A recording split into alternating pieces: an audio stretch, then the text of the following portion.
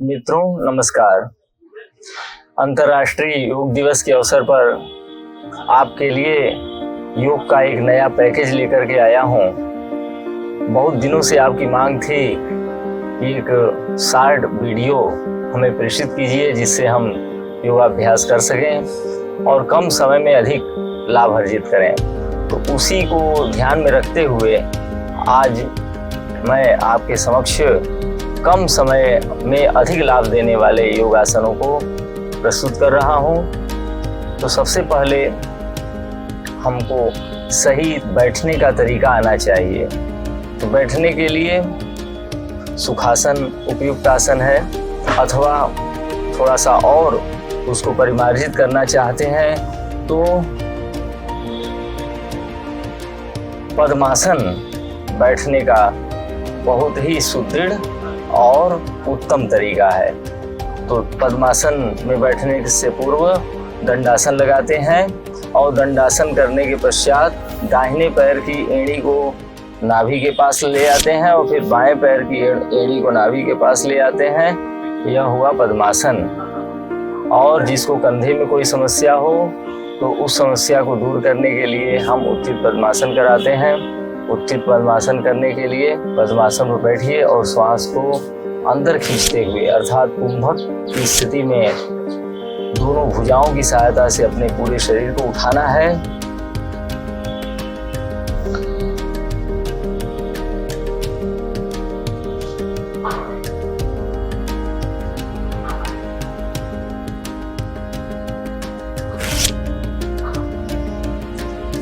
और पुनः दोनों पैरों को फैला लें। अब बाएं पैर को मोड़ें और फिर दाहिने पैर को मोड़ करके पद्मासन लगाएं और फिर कुंभक करते हुए दोनों हाथों की सहायता से अपने शरीर को ऊपर उठाएं।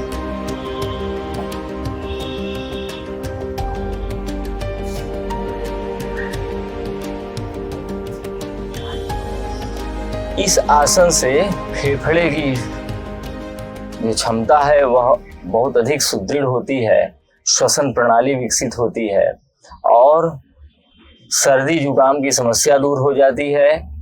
टीबी क्षय रोग भी इससे समाप्त हो जाता है। निरंतर अभ्यास से चेस्ट का कैंसर ठीक हो सकता है और अनावश्यक कफ जमने की शिकायत भी दूर हो सकती है। तो इस आसन को अवश्य करना चाहिए। इसके पश्चात हम पश्चिमोत्तानासन करते हैं। तो यदि पेट को कम करना है, डायबिटीज को भी कम करना है तो पश्चिमोत्तानासन का अभ्यास करना चाहिए। सबसे पहले दंडासन बैठें, फिर पश्चिमोत्तानासन से पूर्व जानुशिरासन की प्रक्रिया अपनाते हैं। दाहिने पैर के पंजे को मोड़ करके पंजे को बाएं घुटने से लगा करके रखना है। श्वास को अंदर खींचते हुए दोनों हाथों को ऊपर उठानी है और फिर धीरे धीरे श्वास को निकालते हुए नाक से घुटने को छूना है। इस क्रिया को 10 से 20 सेकंड तक करना चाहिए और पुनः श्वास को अंदर खींचते हुए दोनों हाथों को ऊपर कीजिए, पैर बदल करके इसी क्रिया को दोहरा लीजिए। अब दाहिने पैर को सीधा रखिए और बाएं पैर की पंजे को मोड़ करके पंजे को बाएं जंघा से लगा करके रखिए। श्वास को अंदर खींचते हुए दोनों हाथों को ऊपर उठाइए, श्वास को निकालते हुए धीरे धीरे आगे झुकिए और नाक से घुटने को छूइए। इस क्रिया को 10 से 20 सेकंड तक होल्ड कीजिए रखिए और फिर श्वास को अंदर खींचते हुए दोनों हाथों को ऊपर कीजिए, फिर हाथों को नीचे कर लीजिए। अब पश्चिमोत्तानासन करना है। पश्चिमोत्तानासन करने से पूर्व पहले दंडासन में बैठें और श्वास को अंदर खींचते हुए दोनों हाथों को ऊपर उठाएं, थोड़ा पीछे जाएं, फिर धीरे धीरे श्वास को निकालते हुए आगे झुकें और 3 उंगली की सहायता से पैर के अंगूठे को पकड़ करके श्वास को निकालते हुए धीरे धीरे आगे झुकें और अपने नाक को दोनों घुटना के बीच में ले आए। इस पोजीशन में 10 से 20 सेकंड तक बने रहें। श्वास को अंदर खींचते हुए दोनों हाथों को ऊपर करें, फिर दोनों हाथों को नीचे ले आएं।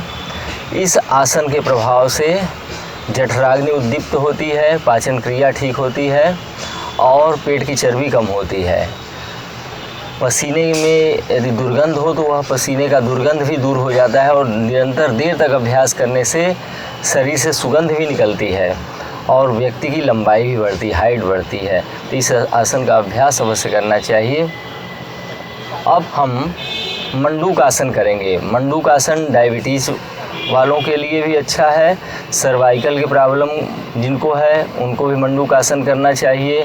आँख, नाक, गले से संबंधित किसी प्रकार की समस्या है, माइग्रेन है, उनको भी मंडूक आसन करना चाहिए। तो मंडूक आसन करने से पहले दंडासन में बैठें और पुनः दाहिने पैर को मोड़ करके दाहिने नितंब के नीचे लगाएं और बाएं पैर को मोड़ करके बाएं नितंब के नीचे लगाएं। यह हुआ वज्रासन। वज्रासन पर बैठ करके दोनों हाथों को कंधे के स्तर पर ले आएं, अंगूठे को हथेली के बीच में कीजिए और मुट्ठी बांध लीजिए। मुट्ठी को आपस में सटाएं और फिर दोनों मुट्ठी को नाभि पर रखें, नाभि को अंदर की ओर धकेलें और श्वास को अंदर खींच करके कुंभक के साथ मंडूक आसन करें और सामने देखें। इस क्रिया को करने से माइग्रेन भी दूर होता है, मसूड़े स्वस्थ होते हैं, आँख, नाक, गले की समस्याएं दूर होती हैं, पैंक्रियाज जागृत होता है, पेट की चर्बी कम होती है और जठराग्नि प्रदीप्त हो जाती है, यानी भूख प्यास सही ढंग से लगता है। तो आइए एक बार इस आसन को करते हैं।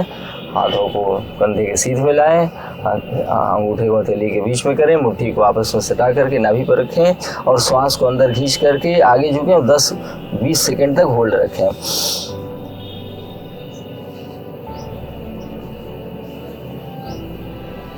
श्वास को अंदर खींचते हुए दोनों हाथों को ऊपर ले जाएं, फिर श्वास को निकालते हुए दोनों हाथों को नीचे ले आएं।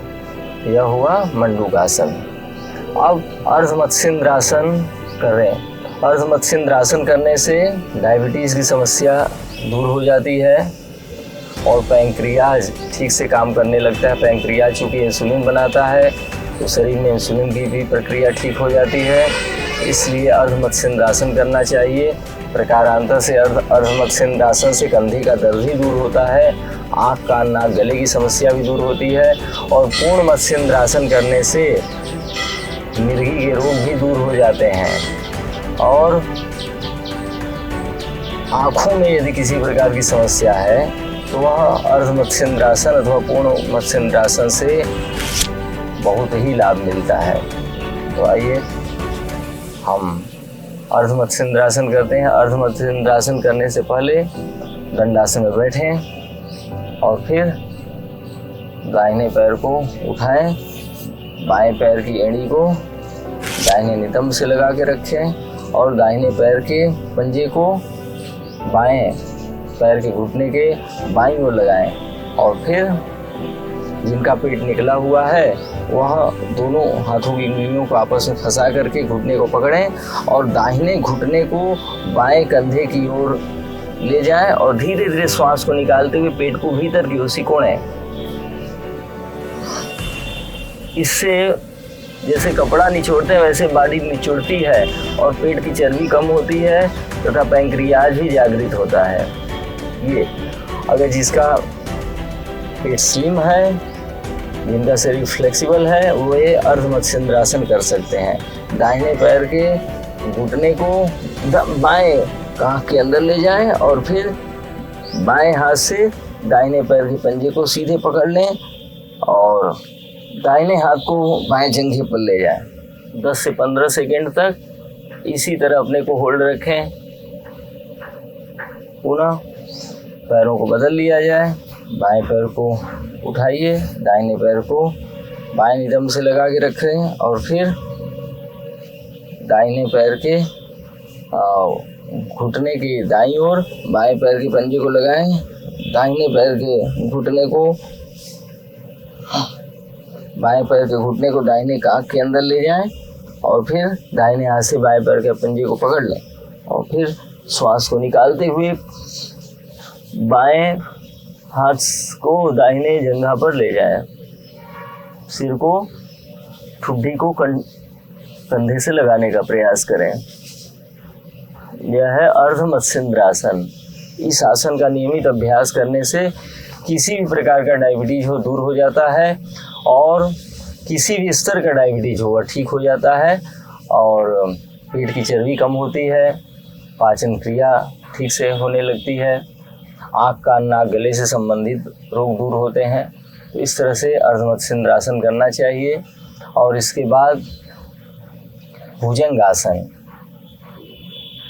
भुजंगासन करने से कमर की दर्द दूर होती है और वक्ष भुजाएं मजबूत होती हैं, श्वसन प्रणाली हमारी ठीक से कार्य करती है, जो श्वास का फूलना धीरे धीरे बंद होने लगता है। तो हमें भुजंगासन का भी अभ्यास करना चाहिए। भुजंगासन उन लोगों के लिए वर्जित है जिनको हाइड्रोसील अथवा हार्निया की समस्या है। तो जिनको हाइड्रोसील हार्निया की समस्या है वे जान उसीदासन करके उस समस्या से मुक्ति पाएं, फिर इसके पश्चात भुजंगासन करें। आइए, भुजंगासन करने के लिए हम सबसे पहले पेट के बल भूमि पर लेटते हैं और फिर दोनों हाथों को कंधे के बगल में लगाते हैं। श्वास को अंदर खींचते हुए कमर के भाग को मोड़ते हैं, कमर से नाभि प्रदेश को मोड़ते हैं, जंघा को पूरी तरह से जमीन से लगाए रखते हैं। यह भुजंगासन। सिर को दाएं बाएं मोड़ करके तिर्यक भुजंगासन भी किया जा सकता है। इस आसन को करने से कमर का दर्द दूर होता है। इसको भी 10 से 20 सेकेंड तक होल्ड रखें।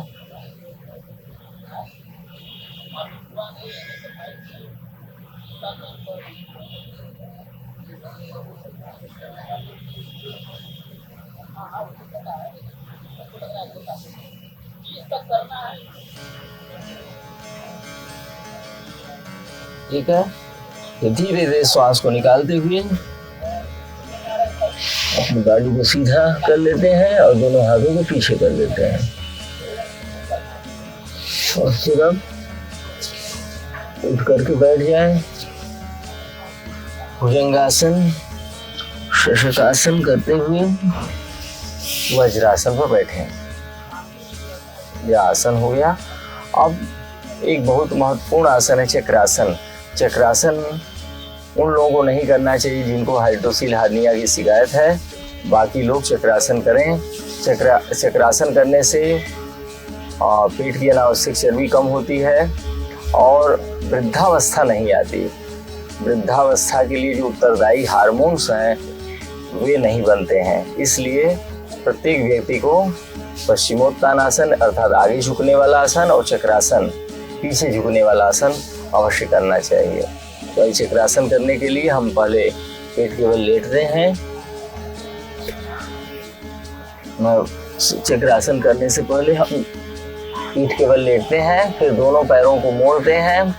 मोड़ करके एड़ी को नितंब से लगा करके रखते हैं। फिर दोनों हाथों को कंधा के बगल में सिर के पीछे लगा करके श्वास को अंदर खींचते हुए कमर को ऊपर उठाते हैं। फिर सिर को भीतर करके दोनों हाथों की सहायता से और पंजे की सहायता से अपने बॉडी को पूरी तरह से ऊपर उठा लेते हैं। इस पोजीशन में भी 10 से 20 सेकेंड तक अपने को होल्ड रखना चाहिए।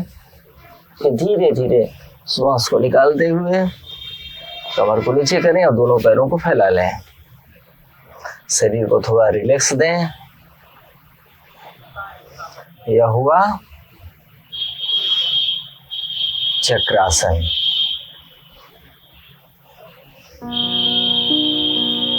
अब बैठते हैं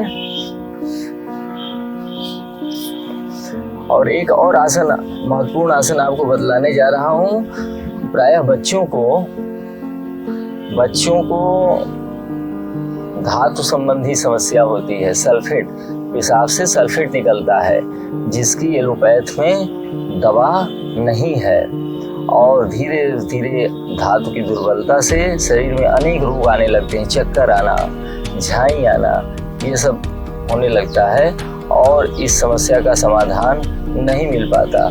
तो एक महत्वपूर्ण आसन मैं बतलाने जा रहा हूँ जिसको करने से पेशाब संबंधी किसी प्रकार की समस्या हो, पेशाब यदि पीलापन हो पेशाब में, उस सारी समस्या, सल्फेट आता हो, उसकी समस्या दूर हो जाती है। इसका निरंतर अभ्यास करना चाहिए। तो सबसे पहले हम खड़े हो जाते हैं। खड़े होकर के दाहिने पैर को आगे करते हैं, बाएं पैर को पीछे करके दोनों हाथों को पीठ पर रखते हैं। एक हाथ से दूसरे हाथ की कलाई पकड़ते हैं। श्वास को धीरे धीरे निकालते हुए नाक से पैर के अंगूठे को छूते हैं। ऐसे इस क्रिया को 10 से 20 सेकंड तक करते हैं। धीरे धीरे श्वास को अंदर लेते हुए सीधे खड़े होते हैं। फिर बाएं पैर को आगे करके दाहिने पैर को पीछे करके और श्वास को निकालते हुए आगे झुकते हैं और पीछे का पैर सीधा रखने का प्रयास करते हैं। आगे का पैर मोड़ते हुए नाक से पैर के अंगूठे को छूते हैं।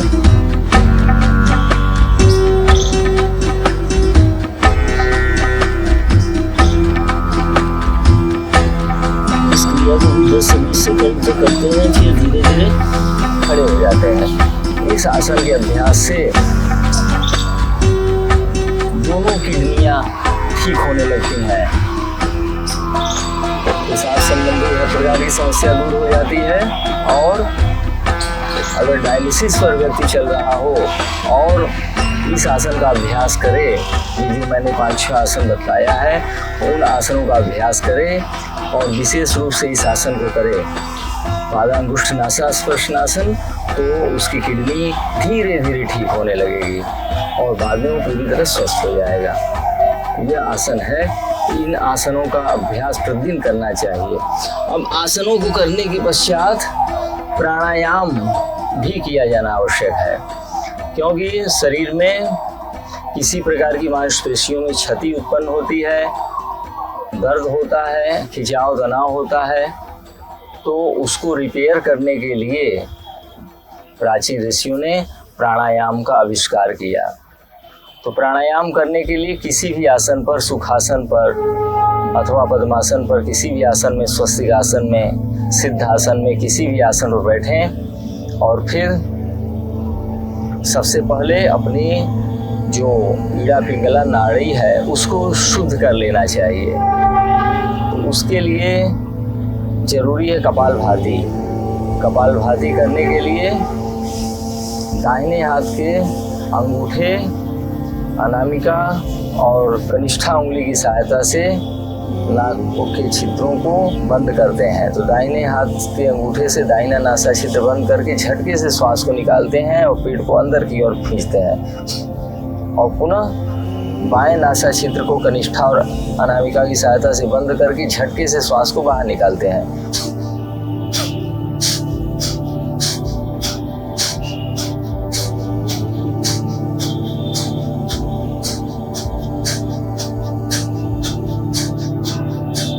ठीक है, इस क्रिया को 10 से 20 बार अवश्य करें।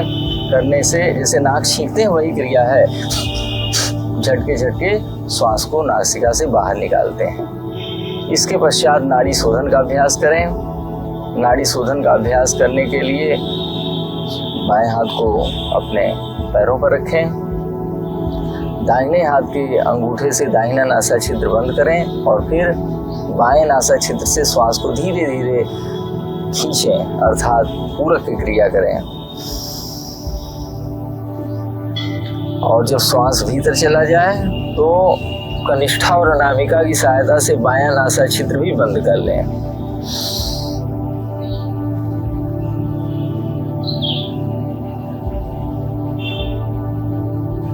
ध्यान को हृदय में केंद्रित करें और फिर धीरे धीरे दाहिने नासा छिद्र से श्वास को बाहर निकालें।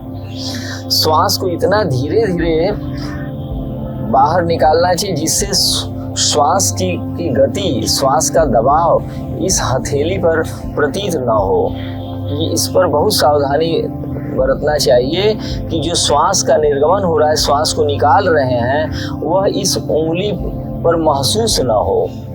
अगर महसूस होगा तो लाभ के बदले हानि की संभावना रहती है। इसलिए श्वास को बहुत ही धीरे धीरे निकालना चाहिए।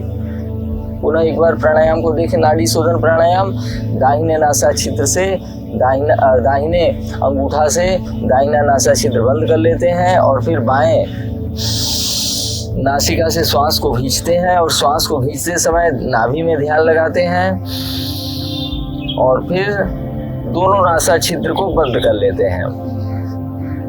ध्यान को हृदय में केंद्रित करते हैं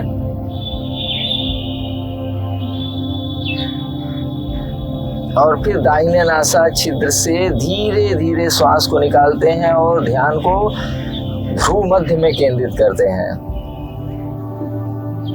पुनः इसी क्रिया को दोहरा लेते हैं। दाहिने नासा छिद्र से श्वास को खींच करके दोनों नाक बंद करके श्वास को रोकते हैं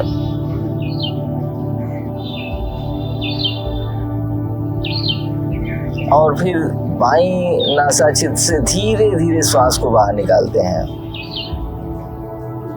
यह एक प्राणायाम हुआ। इस तरह से 25-30 प्राणायाम जो है एक बार में अवश्य करना चाहिए, क्योंकि हिरण्य संहिता में लिखा है अथवा हठयोग प्रदीपिका में भी लिखा है, प्रातः मध्यम दिने सायं अर्धरात्रौ च कुंभकान शनै रसीदि पर्यंतम चतुर्वारम समभ्यसेत। अर्थात प्रातः काल, मध्याह्न काल, सायंकाल और मध्यरात्रि में 20-20 प्राणायाम अवश्य करना चाहिए। तो प्रतिदिन एक दिन में कुल मिलाकर के 80 प्राणायाम करना चाहिए। 80 प्राणायाम करने वाला व्यक्ति स्वस्थ होता है। तो यह हो गई नाड़ी शोधन प्राणायाम। तो नाड़ी शोधन प्राणायाम का अभ्यास करने के पश्चात भ्रामरी का भी अभ्यास किया जा सकता है।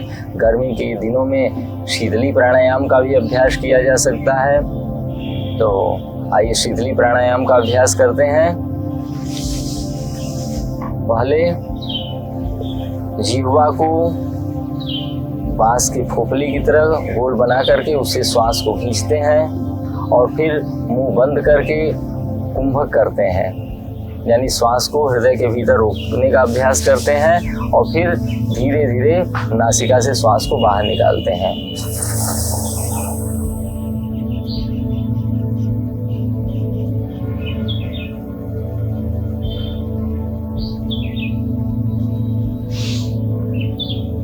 पुनः जिह्वा के द्वारा श्वास को अंदर खींचते हैं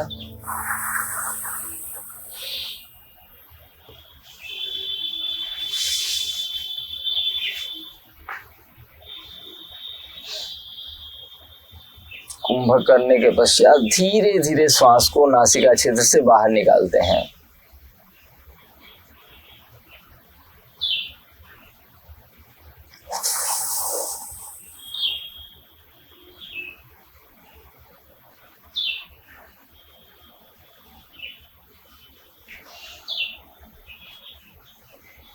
धीरे धीरे श्वास को बाहर निकाल लिया। ये हो गई शीतली प्राणायाम। इससे शरीर का टेम्परेचर बहुत जल्दी डाउन होता है। गर्मी के दिनों में ठंडक का एहसास होता है। और अब भ्रामरी प्राणायाम करें। भ्रामरी प्राणायाम करने से मस्तिष्क में जागरण होता है और शरीर में वाइब्रेशन होने से प्राण जो है यथास्थान संयमित होने लगते हैं। भ्रामरी प्राणायाम करने के लिए दोनों अंगूठे से दोनों कान के छिद्रों को बंद कर लेते हैं। शेष उंगलियों को आंखों पर, भ्राओं पर रख लेते हैं और नाक से श्वास को खींचते हुए श्वास खींचते हैं और फिर मुंह बंद करके प्रणव का उच्चारण करते हैं। नासिका से प्रणव का उच्चारण करते हैं और फिर इसी क्रिया को 2-3 बार दोहराते हैं।